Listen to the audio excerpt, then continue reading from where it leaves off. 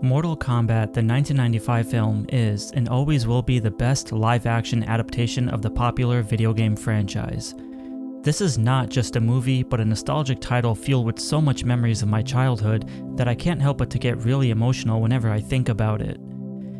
In 1993, my best friend introduced me to Mortal Kombat on the Sega Genesis, and ever since then, I've been a part of the journey.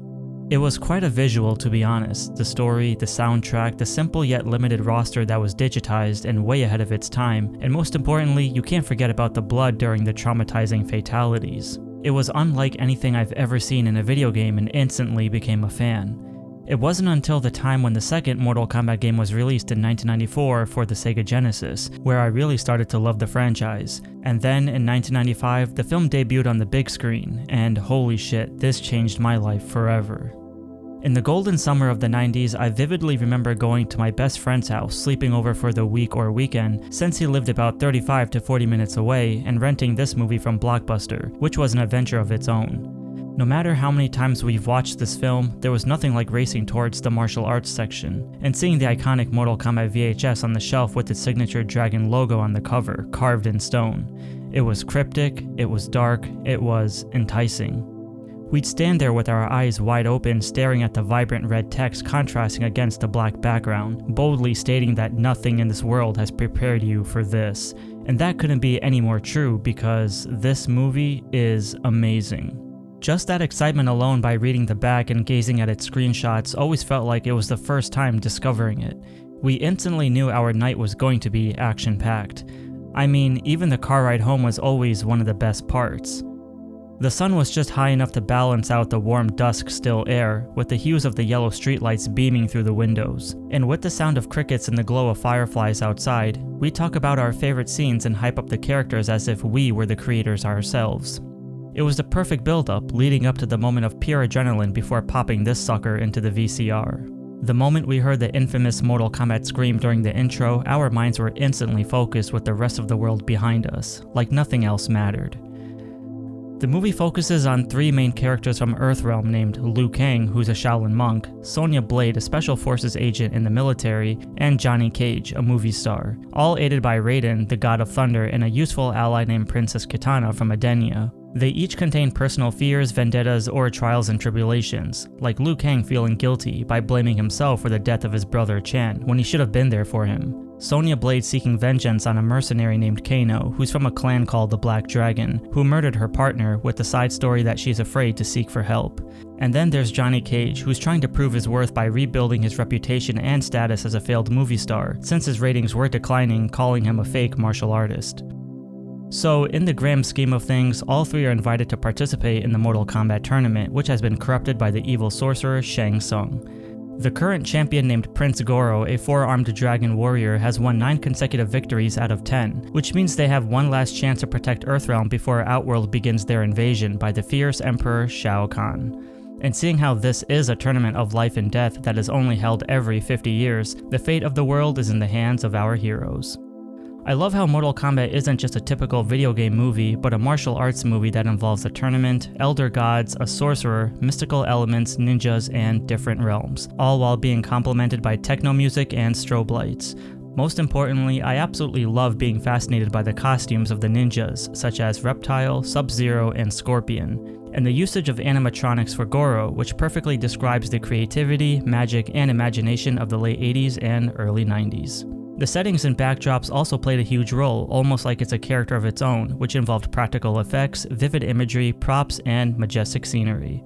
However, this movie was also the beginning of utilizing CGI, which was mind-blowing to see and very innovative for its time.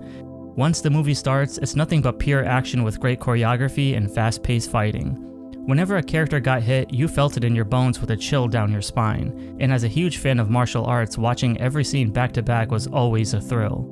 One of the most memorable feelings which stuck with me till this day is the ending. During the entire hour and a half, you're invested in the conquest of these characters and believe you were with them through their journey. After Liu Kang defeats Shang Tsung in an epic climactic final battle, he officially becomes champion of Mortal Kombat, honoring not just his Shaolin ancestors, but having justice for his brother Chan's death. The moment you hear the song Halcyon On and On by Orbital with its angelic chords and vocals in the background is not just a gut punch, but it's an emotional farewell as Liu Kang speaks to his brother's spirit one last time, accepting what was destiny all along. No longer mourning the unfortunate fate of these turn of events, as he's assured that they'll both be reunited one day again.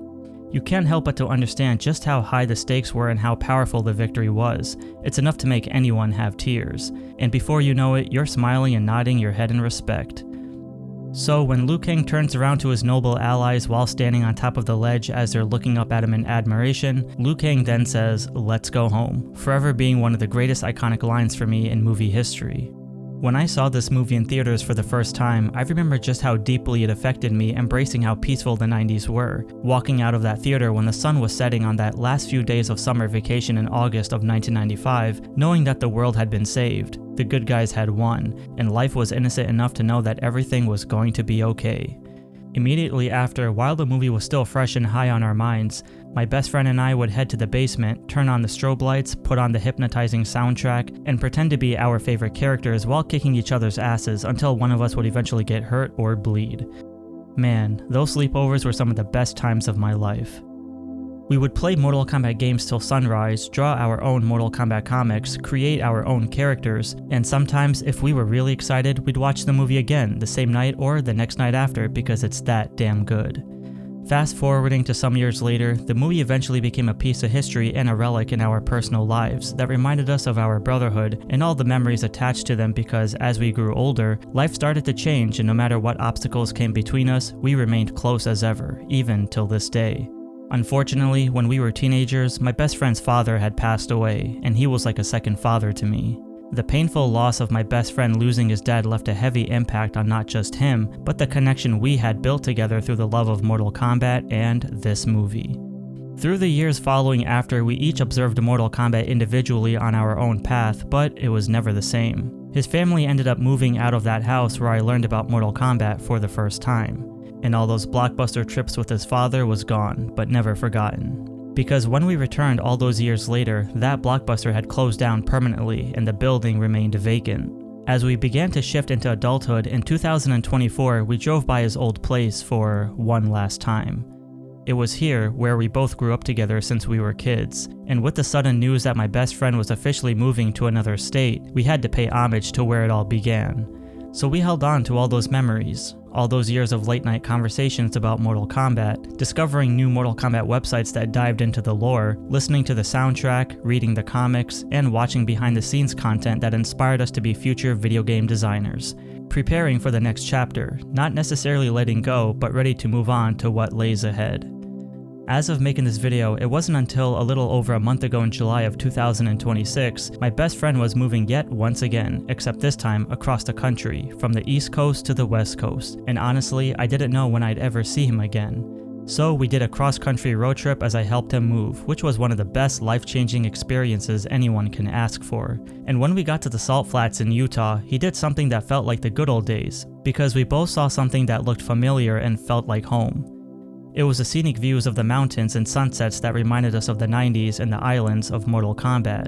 So without saying anything, he puts on Orbital's Halcyon On and On, as we're both admiring the breathtaking atmosphere while taking it all in. It's a cathartic score from the movie that always played in my head whenever I'd leave his house back then, because there were so many adventures we had together. And even though we weren't sure when we'd hang out or sleep over again, we just knew that the next encounter would always be better than the last.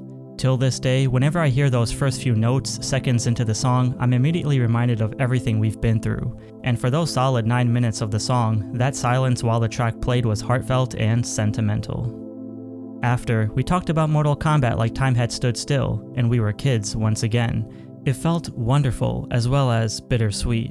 Although we grew older, we still grew together despite the distance, and grew even closer. One thing for sure is, we'll always have Mortal Kombat till the end of time.